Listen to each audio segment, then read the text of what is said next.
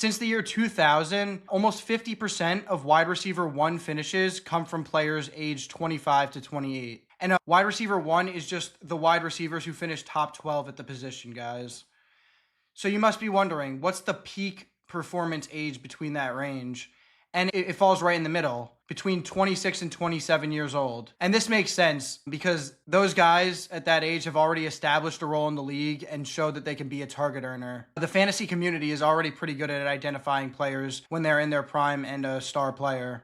But what about the young players and the rookies? I love the rookies, but when I dove into this study, I found only 12.7% of wide receiver one seasons come from guys aged 21 to 23. So that tells me that we got to be a little bit more patient with the young wideouts and let their value pay off later. And interesting enough, in the more recent seasons, the rookies have started to really have big production for you. Just last year, two rookies, Brian Thomas Jr. and Malik Neighbors, were able to post top 12 seasons in fantasy points at the wide receiver spot. And then before that, Justin Jefferson and Jamar Chase were both able to do that in their rookie years. Those two in particular started to push rookies up the boards, and we saw a rookie go in the first round at the wide receiver position, which I haven't seen in my entire life. It was a top 4 draft pick last year, Marvin Harrison Jr. being drafted at the 1-2 turn, and he was largely considered a bust for his fantasy draft spot, not really paying off, despite having a decent season for a rookie, but not up to his standards. Regardless, rookies and younger players can have stretches of weeks with wide receiver one level production, so hang on to them or trade for them in season if they haven't broken out yet. Also, for guys over the age of 30, I went below the surface and I dove deep into some guys dating back all the way to 2007.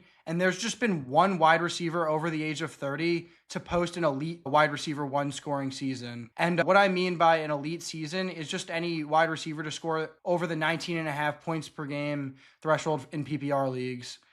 And that guy that actually was able to do it was Jordy Nelson in his age 31 season.